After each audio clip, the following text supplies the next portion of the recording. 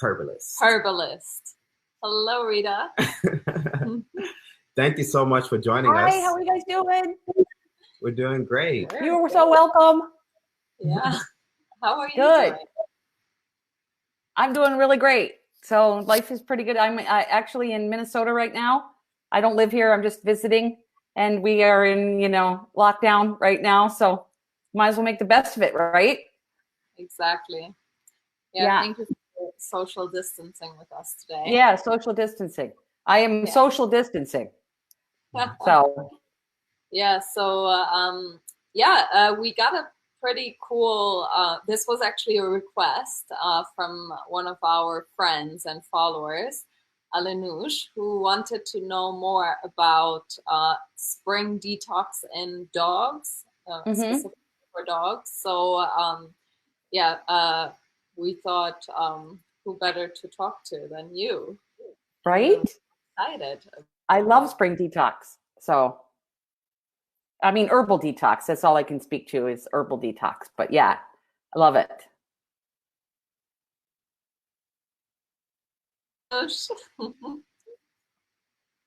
What was that?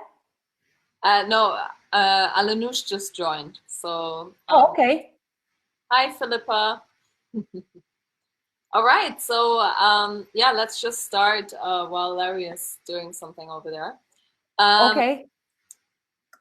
Sorry. So I'll just start talking. Yeah, I mean, maybe let's start with the question: why is it important to at all detox our dogs? When is the best time of the year to do it? Should we do it more than once? And kind of like how it works, how many days, what should we look out for? I know it's like many questions in one, but that's basically. Oh, that's okay.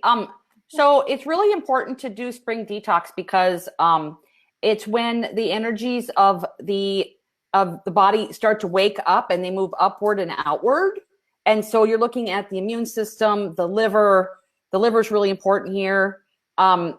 Lymphatic system, which is a system of it's basically, it brings your lymph system all around your body, and it's a huge part of your immune system, and the skin. So those are like what you focus on with spring detoxing, but you're basically assisting the liver in dealing with the onslaught of things that are coming at the body inside and outside, because during winter the body has been sleeping.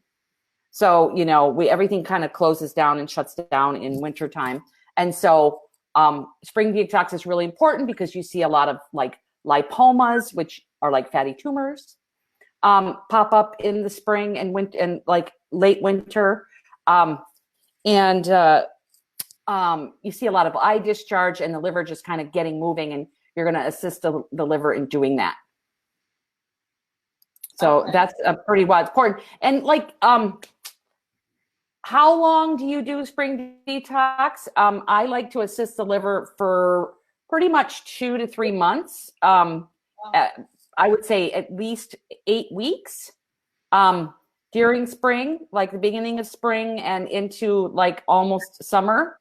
And I focus heavily on the lymphatic system and the liver, and basically opening up the elimination channels. So, but like, I think kind of like some goals for spring detox is definitely herbal support, and then exercise is super important, and it doesn't matter, age appropriate exercise. So if you've got a little old guy that's limping, just get him out there kind of moving a little bit. Any type of exercise. If you got a young dog, walk them. And circulation is super important. I am wondering if you guys disappeared. I don't. Okay, sorry. I was like, well, am I on by myself? And so circulation and elimination are really important aspects of this, of spring detox. Not just the liver, because there's a lot of liver congestion in the spring. So circulation and elimination are super important, along with supporting the lymphatics. Okay. So, and the lymphatics are a lot of times completely ignored in a lot of healing, and it's one of the most important things in the spring. Yeah. All right. Okay. So what do you think? And would you say detox in general is only once a year, only in spring, very important, or also again in fall, or how does that I usually detox twice a year, and yes, in spring, and then in the middle to late fall. But the spring detox, I would say, is most important. It's very important. Yeah. But yeah, I usually do it twice a year. But this one is basically focused on spring. Okay. But you can use both, like things that I'm going to go through, you can use them for spring and fall. Oh, okay. Awesome. Awesome. So, like, can you take us through the process of the spring detox? Like, how do we prepare? Like, how do we prepare our dogs for the detox? Do we need to prepare our dogs for the detox? And I one of the things that did you say something? I'm sorry. Did I? No, you can start with maybe how to prepare them, and then we'll go through the process of detoxing. Okay, so one of the biggest things that I think is often overlooked is energetics. Kind of getting to know your dog's energetics, and that equals, like, there's a spectrum. So some dogs, very few dogs are neutral, but it goes from like neutral, and then way over here is hot, and way over here is cold, and in between. So there's, neutral to slightly warm, warm, slightly hot, hot, very hot, and then neutral to slightly cold, cold. I'm slightly cool, cool, slightly cold, cold, and very cold. So that's kind of like your energetic spectrum. And each dog is an individual. So your dog is going to fall somewhere in that line. And your dog can, like, when they're born with an energetic, but like things like vaccines and antibiotics can change their energetics.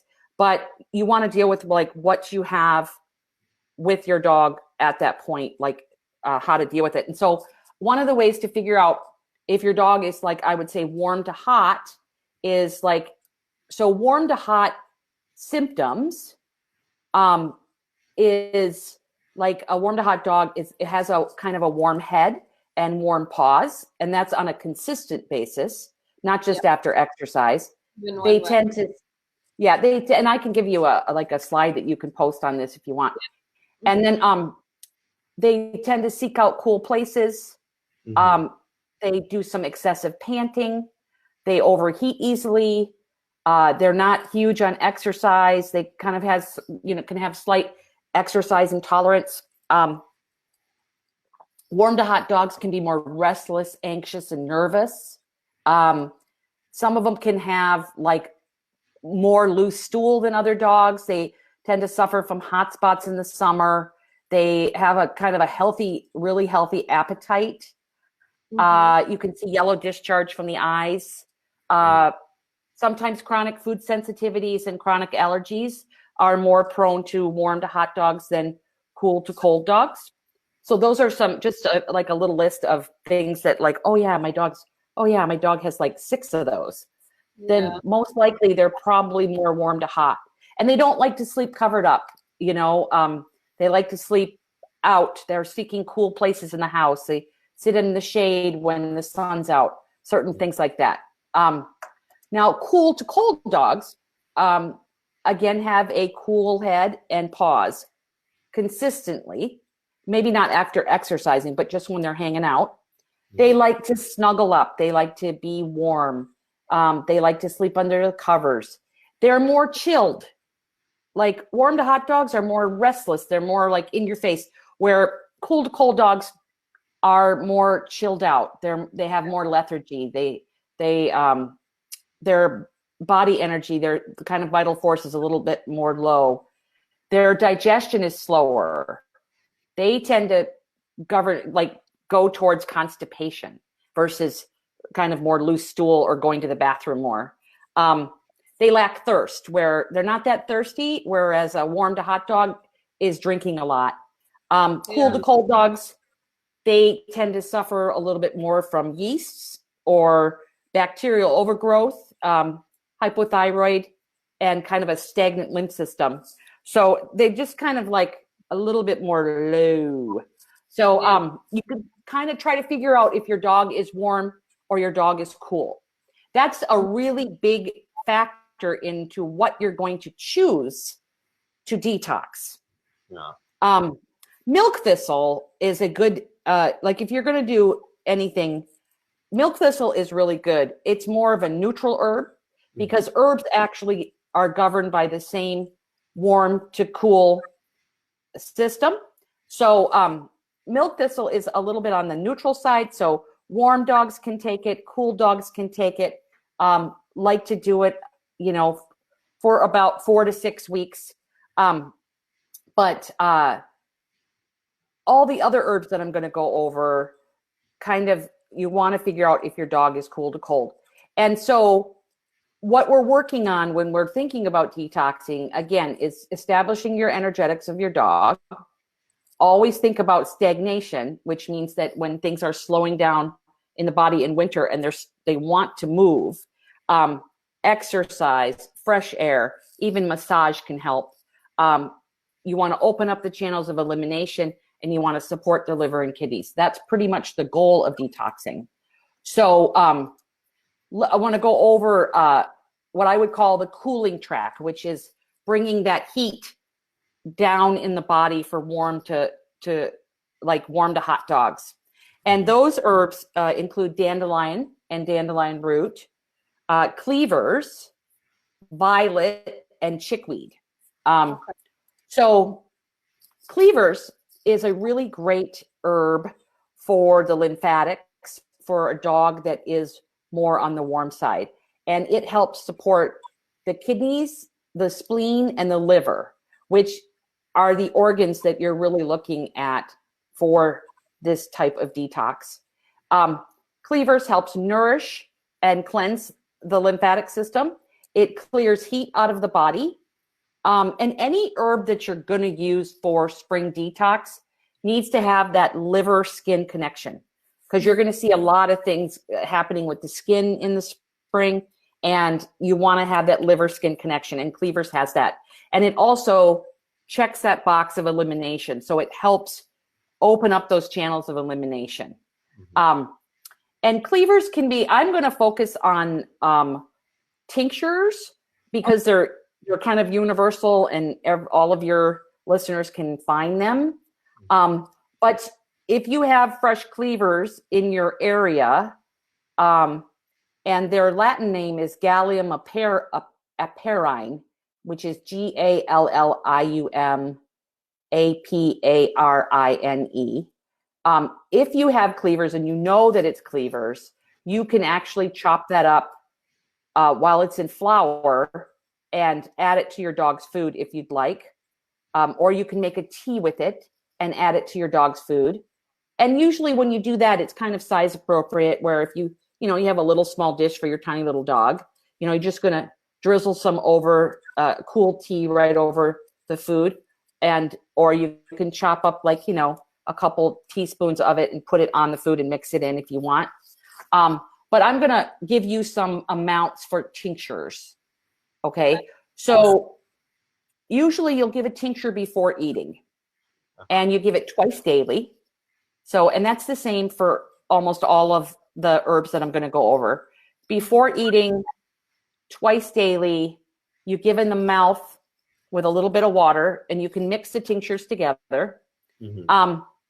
And it's pretty simple. So if you have an extra small dog, and we're talking like a Chihuahua, a little pug, I don't know what the kilograms is. We can convert that. Can you convert that? Yeah. So if you were like 2 to 10 pounds would be 1 drop. Okay. So just one little single itsy bitsy drop coming out of the tincture dropper. Okay. A small dog, is kind of like a large pug, or 11 pounds to 25 pounds. Mm-hmm. Is 2 drops. Okay. And then a medium dog is like 26 to 50 pounds, and that's 3 drops. And then large dogs, 51 to 85 pounds, which is a pretty good sized dog, 4 drops. And then the extra large dogs, like a Saint Bernard or a Irish Wolfhound, a Greyhound, big dog, 85 to 100 pounds, Great Dane, 5 drops. So we're talking very little amount of medicine to stimulate the body into getting those lymphatics going, opening up those elimination channels, and nourishing the body so that it's able to help the liver. So cleavers is a really good place to start for those warm dogs. And then we have another lovely little spring plant called chickweed, which its Latin name is Stellaria medea. Chickweed is anti-inflammatory, and you get a lot of inflammation in the spring. It helps break down fatty deposits, which helps with keeping dogs from getting lipomas in the spring. It helps detoxify the body through the kidneys. It helps clear heat and stagnancy, so it helps move the lymphatic system. It has that liver and skin connection. And it's pretty well available in most areas except for deserts. But you can order like a chickweed online. And I've never really had a problem finding it internationally. So, but again, Stellaria medea, it's called chickweed. And basically it is about the same exact dosage for cleavers as it is chickweed. Same instructions: before eating, twice daily, in a little water in the mouth. You can give a little bigger dosage for chickweed, like extra smalls, like 1 to 2 drops, medium 7 to 10 drops, small dogs 3 to 6 drops, large 11, 15 drops. Hold on, I've got a cat here. Okay, kitty. Sorry. They always want to come around when you're doing something on the computer. And an extra large dog is 16 to 20 drops, and that's twice daily. So I just have one question. I'm not sure if you said this already. You broke up a little bit for us for a second. But how do we make the tincture? Did you say that already? Like you purchase it. Okay, you purchase it. Okay. Unless you're an herbal medicine maker, I would purchase it. Okay. Yeah. Got it. So, and I have, the tinctures that I picked for today are pretty available internationally. Okay, cool. You can find them all over the place. So they're not hard to find. They're not the hard to find ones. So. Okay. And before you continue, I just want to say, for anybody who's watching right now, please do drop your questions, and Rita will answer your questions later. So I will answer all your questions for sure. And questions are important. So, all right. Whenever I listen to a talk and you're not allowed to ask any questions, it gets a little frustrating. Yeah. Okay, so going through the warm to hot herbs, as in warm to hot dogs. The next one is a really great spring herb that when you look down in most places, you'll see these little purple flowers. They're violets, and they're looking up at you, and they're just adorable. And they're super wonderful for springtime. And they're there in the springtime. A lot of these plants are there in the springtime for usage, and they address the body's needs when the body needs them. So a lot of my dogs will graze on violets in my yard because I have tons of them. Violets, it's Viola odorata, Viola odorata. That is the violet that I'm talking about. You use the leaf and the flower. A lot of times you'll find a tincture with just the leaf, and that's fine. Violets work really well on the lymphatics. the lymphatic system, which is super important for spring detox.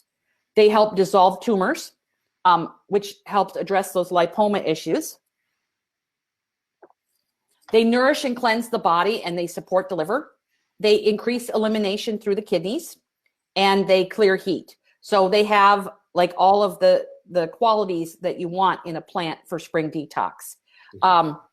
And again, violets are the same dosage as cleavers.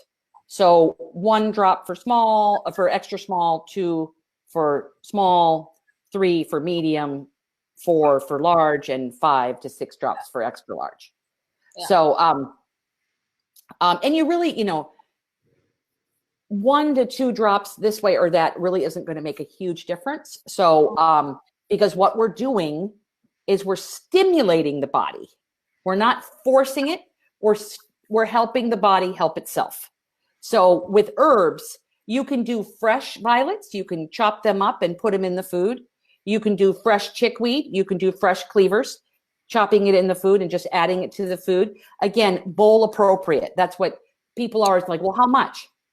Bowl appropriate. So if you have a little small bowl, a little bit of covering on the top, mix it in, and that would be bowl appropriate. So if you've got a Great Dane and your bowl is this big, then I would add, maybe a handful to 2 handfuls of violets in the food. If you can't do a tincture. Another thing with violets, along with not cleavers, but chickweed and violet can also be made as a tea, and what we would call a tonic, an infusion. So, and that is 2 tablespoons of the herb, dried or fresh, because you can use dried, into like almost boiling water, like you're making a tea at home, and you steep it for like 20 to 30 minutes. Okay. And then you just pour, again, bowl appropriate amount on the food. And that helps all the water soluble constituents. So it makes a really good tea. Okay. So you can do that with your dogs as well. And again, I can give you a little slide with that information on if you guys want. Yeah. Mm-hmm. Yeah, we can drop it in later. Yeah, you could drop it in there, so not a problem. Our next one is some of our favorite, which is dandelion. Yeah. And I like to use the flower and the leaf in the springtime, but we can also use the root. But so dandelions are very popular. They're everywhere as far as, when you have when the base of your topography is covered in grass. Yeah. Anti-inflammatory. They break up fatty deposits. One of the best things they do is they increase circulation, which is really important for decreasing stagnancy. They help clear heat in the body, so they're really good for dogs that are warm. They have that liver-skin connection, which is very important for detoxing in the springtime. And they're bitter, so they help break down fats in the body. And that really helps when the body is trying to form fatty tumors and things like that. So a combination of violet and dandelion is a really good combination, or cleavers, dandelion and violet, really good combination. These all can be combined. And dandelion, you can use them fresh. You just chop them up. I would not pick the root in the springtime, because the root doesn't have a lot of energy in it when the plant is flowering. So I would just use the flower, the stems, and the stalk in the springtime fresh. But if you're using a tincture, then you could use a tincture that has the root and the stem and the flower, which will address both the kidneys and the liver. Again, the tincture dosage for dandelion is the same as the cleavers. It's just 1 drop for extra small, 2 for small, 3 for medium, 4 for large. It can vary, it can go 1 drop this way or 2 drops that way. It's not that big of a deal, but we just want to stimulate the body. And again, bowl appropriate for using it fresh or using it as an infusion or as a tea. So a lot of people are very concerned about the amount. And when you use fresh herbs like these guys, which are completely non-toxic, you really want to just do bowl appropriate size. Okay. What were you going to say? So you mentioned a couple of different herbs. Do we have to decide for one or two of them, or can we use all together, or how you can use them all together? Mm-hmm. Or you can, say for instance, you can in your area you can find cleavers and violet. Then use cleavers and violet, or you can find all. You can use. I use all four of those. Okay. Those are basically my warm to hot dog detoxification herbs. But like for warm to hot dogs, because they have so much heat, you can also use things like spirulina or chlorella or wheatgrass. They can be added into the diet for detoxing as well. Whereas we're about to talk about cool dogs. They're less tolerant of those types of herbs because it adds more coolness to the body. Spirulina is one of the warmest, like, power greens out there. A lot of power greens are very cooling. So it can actually make things worse for dogs that are already cool. So, but then again, cool dogs actually have more choices as far as herbs are concerned, because many, many, many, many herbs are very warming. So it's kind of a... Before we go into cooling dogs, I have a question I think a lot of people in Dubai might have. So like in Dubai, it's very hot. And do you think that the location of the dogs also puts the dogs into more of the warm side of dogs? Like, because for example, like our dog, for example, she's a French bulldog, who I would think they are more on the warm side anyway. But like if I go out with her, of course she starts panting quicker than other dogs. But then at home, she would also be the one who lays in the sun. So geographic location doesn't really have much to do with your dog's energetics. Okay. That would be more temperature. So, you have a Frenchie, a super cute one, by the way, a Frenchie who has some respiratory issues just as a breed. So going to get very hot no matter what when they go out into the heat. I don't know if Dubai is humid. Is it humid there? Summertime, yeah. Okay. So that's more temperature tolerance. Okay. However, if your little Frenchie was a warm dog, it is going to have a harder time in high temperatures than cool. So, but if it's laying in the sun and it's warm out, then it's probably more on the cool side.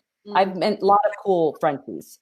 So yeah, geographic location does not indicate internal energetics. Yeah. Okay. That's a really good question. Yeah. That's good to know. Good question.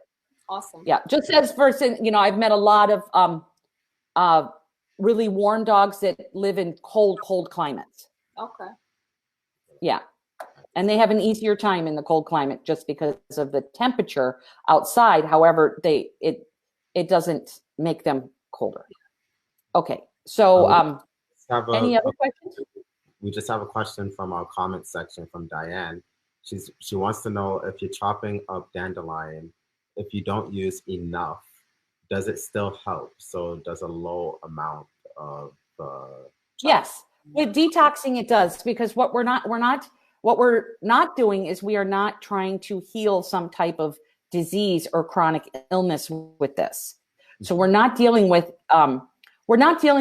dosage. We're stimulating the body to help the body support the liver, eliminate, open the elimination channels and move the lymphatics. So you don't want to get caught up in dosage because you're stimulating. And plants have intelligence. So when the plants enter the body, right, they don't just focus on, oh, well, I guess my intent is to detox here. They go and they seek out things in the body that need balancing. And it may be doing things you don't even know about. But we just want to stimulate. So yeah, just, if you've got 4 dandelion plants, chop them up, throw them in the bowl. if it's bowl appropriate. Awesome. I think Diane actually has a larger dog, I'm pretty sure, if I can remember right. Hi, Diane. Yeah. All right, great. Thank you. Awesome. All right, so. Okay, so now. Okay, so we're gonna go over cold dogs. Yeah. Okay, and we're gonna deal with 3 herbs for cool to cold dogs. We're gonna deal with burdock root, calendula, and self-heal.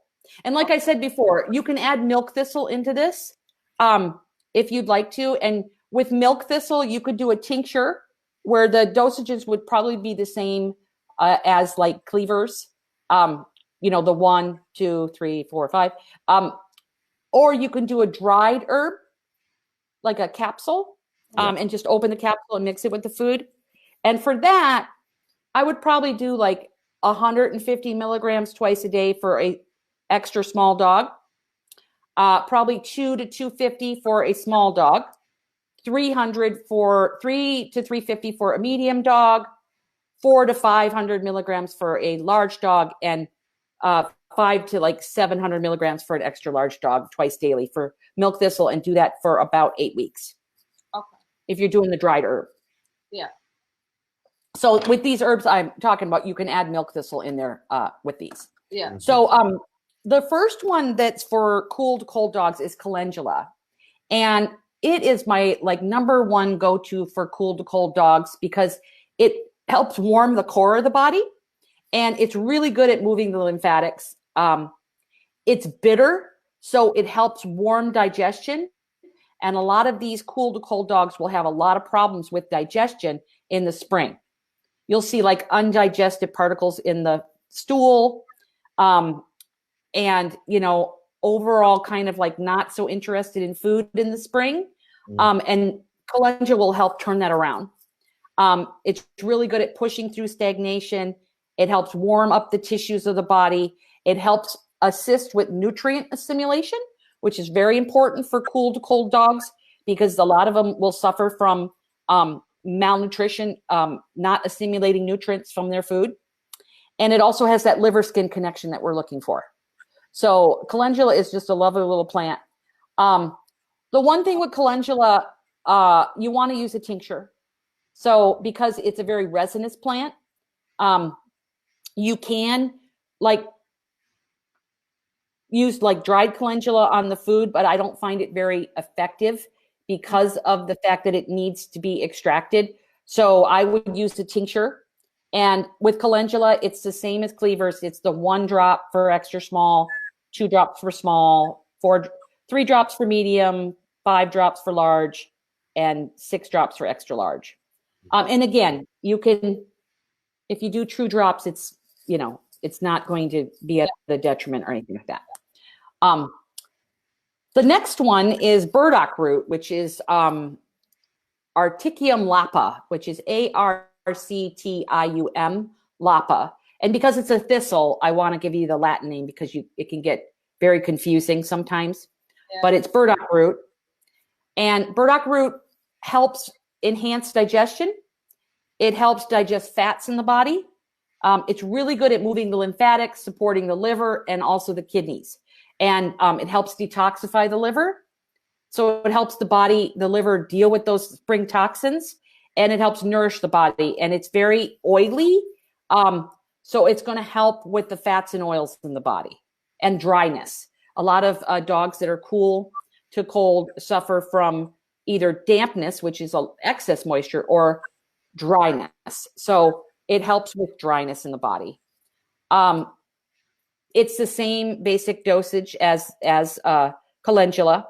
And again, you want to give it before eating in a small amount of water. You just suck it up in the dropper and just shoot it right in the mouth. And I usually give a really yummy treat afterwards. Something they hardly ever get unless they get when they get their tincture. And a lot of people say, can you put it on the food? Can you put tinctures on the food? Yes, you can. However, I don't find them as effective. But if your dog is like, I don't want that without food, go ahead and give it on the food. Yeah. Last but not least, we have self-heal, which is Prunella vulgaris. And self-heal is warming. It helps draw toxins out of the body. It helps support the liver and strengthen the kidney. It really helps the body process metabolic waste. And metabolic waste sounds like this big word, but all it is the wastes that the body produces by being alive. Okay. And you get a lot of metabolic waste when the body wakes up during the spring and starts, trying to push through that winter stagnation. It's trying to support the liver. It's trying to eliminate. And so Self-Heal is really good at that. And Self-Heal also helps shrink tumors, which can be a real problem in the springtime. The dosage for Self-Heal is the same. It's the 1, 2, 3, 4, and 5, and 6 for extra small to large dogs. Same feeding instructions on there before they eat, twice daily in a small amount of water. And the tinctures can be added together. Self-Heal is one of those herbs that can, unlike Calendula and Burdock Root, Self-Heal can actually be chopped up and added to the food if you know how to identify it. And that are the herbs that I definitely would use for spring detoxification. So I thought we'd spend some time answering questions. Yeah. I do have one more question. So it's just actually Ananush just asked this question. It's just the milk thistle that we give dried, correct? All the other ones, it's better to give in tinctures? The milk thistle, yes, you can. Now the violet can be, okay, let's just go through them really quick. Cleavers can be given fresh if you have it, chopped up. It's not good as a infusion, like a tea. Cleavers is sensitive to heat, so it's not good for that. But and it's not good in a dried form. Okay, chickweed can be given as a tea and a tincture. I don't find it very beneficial in dried form, but if that's all you have, that's fine. Then go ahead and give it. And I would make a tea out of that dried chickweed. I'd use it as a tea. The violet can be given fresh. And I don't know if I said chickweed can be given fresh too. Violet can be given fresh. It can be given dried. I would use it as a tea when I was giving it dried, and a tincture.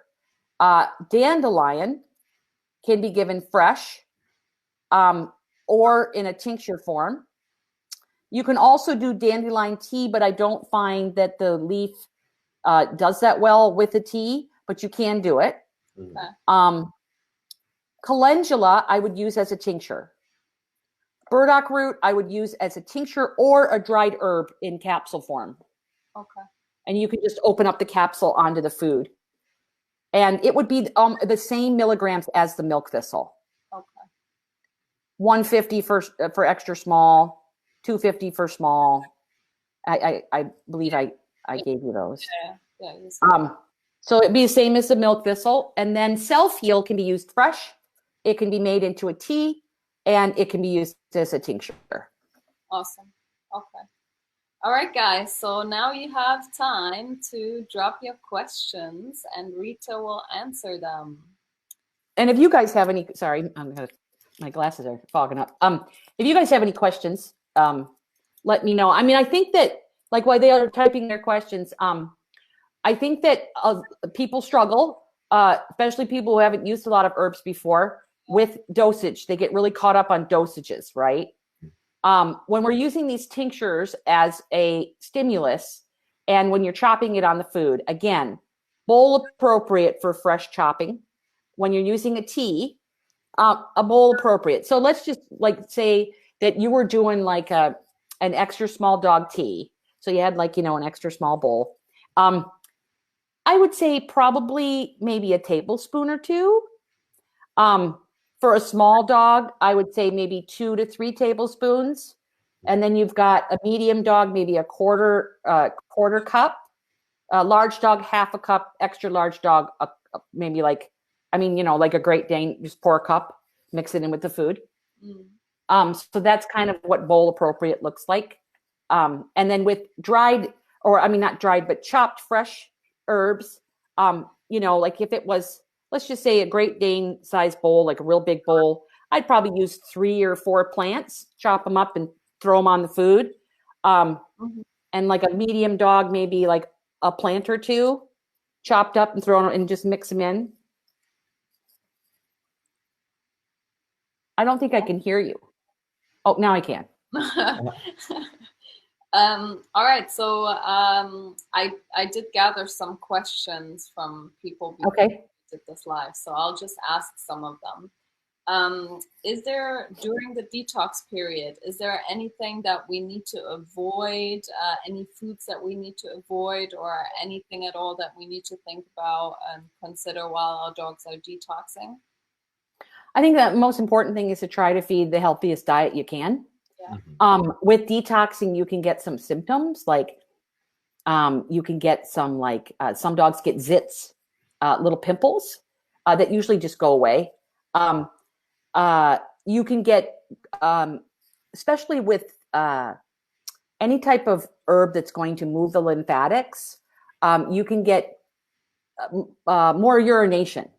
So you could say, oh, my dog's peeing so much. But the thing is that you want them to pee. You want them to go to the bathroom. They might go to the bathroom more, and said, like, one dog goes to the bathroom twice a day.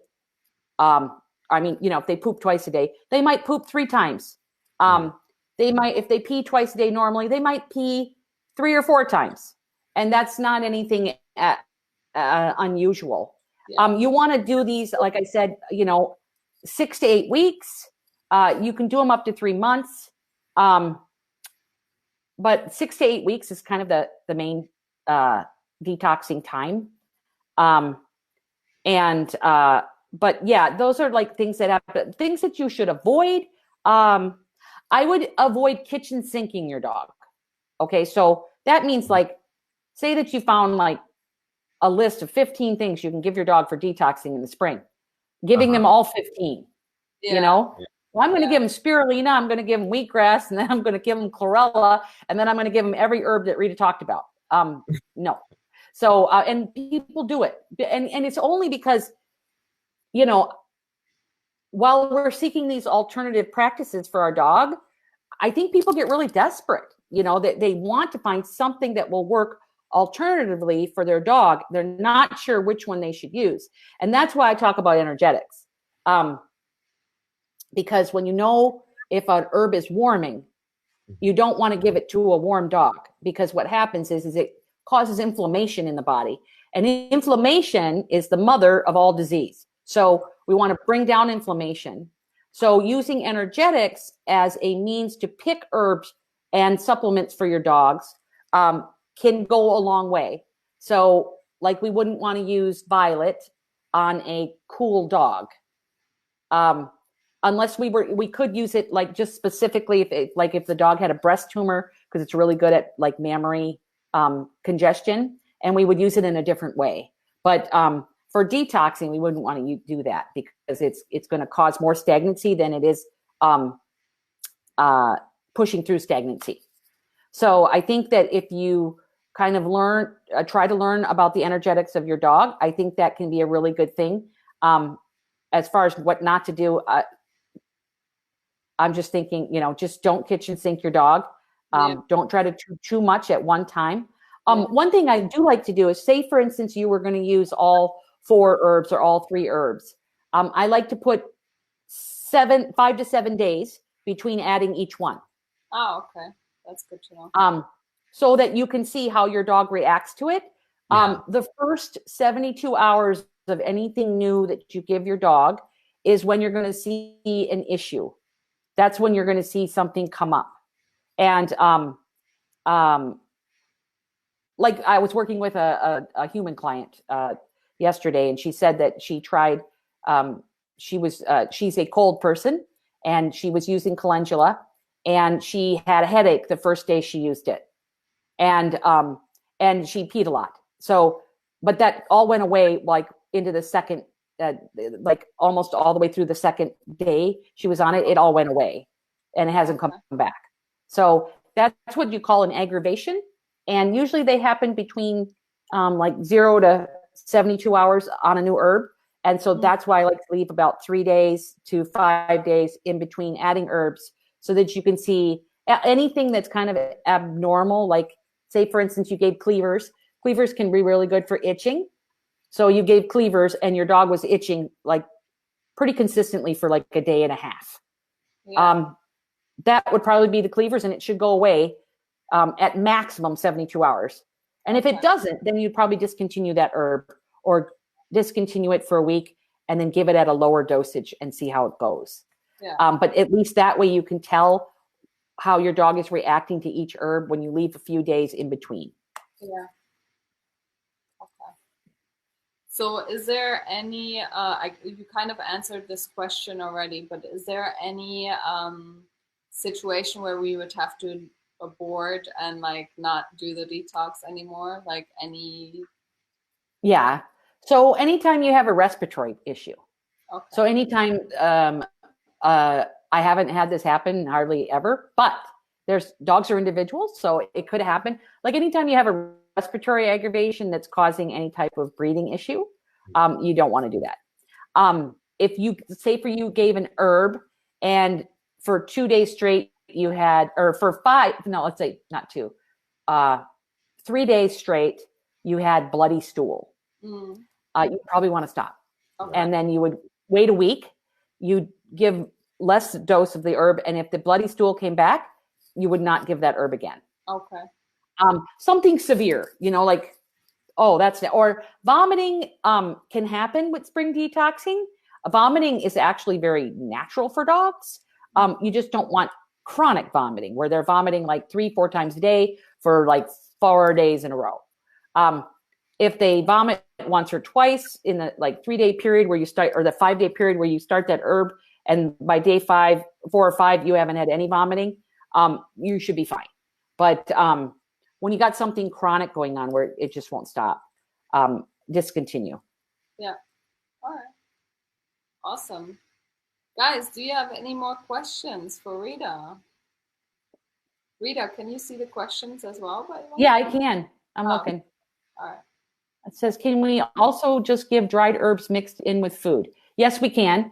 Just the ones that I told you that can be dried, like the Burdock Root and the milk thistle. But you can also mix any kind of fresh herbs into the food. How about infused calendula? Infused calendula is fine.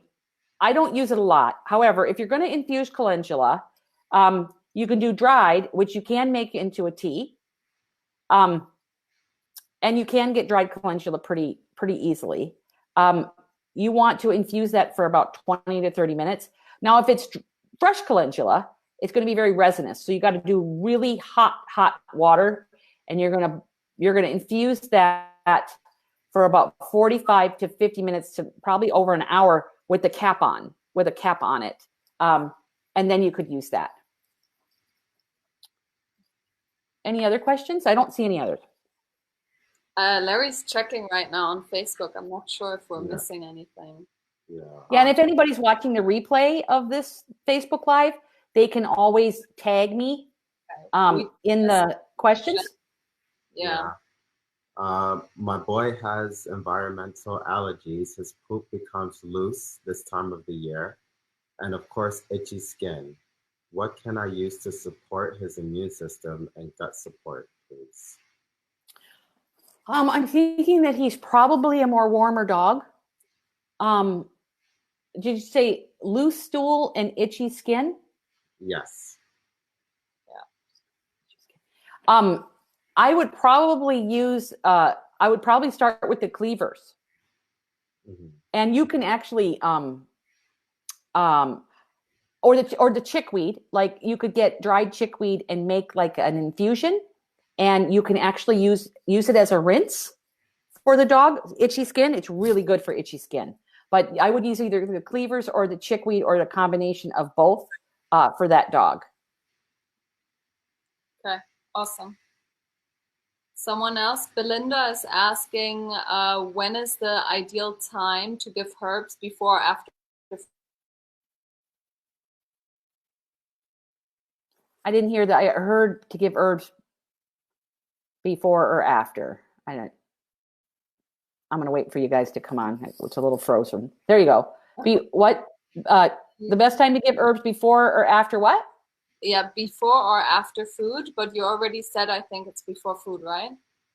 Yeah, before food with the tincture, with food, with a dried or fresh. Yeah, okay. And if you can't give the tincture before food, you can give it on the food. Okay, yeah. It's preferable not, but if you have to, sure. Okay, so Diane is asking, so how are you sure if your dog is hot and cold? One of mine seems to be a little of both. Do you go with what is most prevalent at the time of the year? Does it actually change throughout the year? Some dogs can change. Very little. They'll go like a little this way or a little that way. I would probably go with their behavior inside the house. Are they sleeping under the covers? Do they come out of the do they want to sleep a little bit under the covers, or do they come out of the covers? Do you see them sleeping on dog beds or on the floor? Are there, when they're just laying around, not exercising, feel their head and paws? Do they feel cold or warm, or cool? Are they suffering from food sensitivities? Do they pant a lot in the summer? Do they pant, all year long? Are they more restless or kind of more subdued? I would go through those little lists and see which your dogs fit on. But like if you use a very warming herb and you see your dog starting to pant more, starting to pace more, their ears get really hot, it might be telling you, I think my dog's more warm than cool. Like if you're using warming herbs, the best thing to do is to test the warming herbs. Like if you're using warming herbs and it exacerbates the heat in your dog, then your dog is probably warm. Mm-hmm. So you can test that out. You're not going to hurt them. It's going to cause a little bit of inflammation and agitation when you're using warming herbs. Like for instance, I'm a very, very hot person, right? And if someone gave me a ginger chew, my face and my chin would get really red. And that's basically saying there's something really warming in this food. Like I can barely eat Thai food and things like that. Like I get really, really hot. So that's an indication to me that I've eaten something warm. And that's usually what happens with dogs. It usually manifests in like panting or restlessness. And then of course their body temperature goes up. Yeah. Does that help? Yeah, that does help. Larry, did we miss any other comments? That's about. No, that's it. Yeah. Rita taught us how to test foods, Diane says. Not sure what she means by it, but do you want me to go through that? No. It's okay. I can tell you. So if you want to test what? No, I didn't say anything. It's what'd you say? Nothing. Do you want me to go through how to test food? If it's quick and you want to do it, we can do that, or we can do that for another video.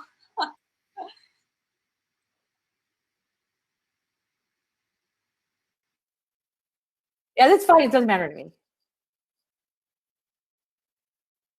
It just keeps freezing. I'm sorry. Yeah, it is 1:55. I see that. Got you. Yeah. It's frozen. There you are. You're frozen. Any other questions? Yes. Man. Oh my God. What's that? They're rolling in now. Oh my God. We got like 10 here's a question. Okay, I think she can see it. Something just happened.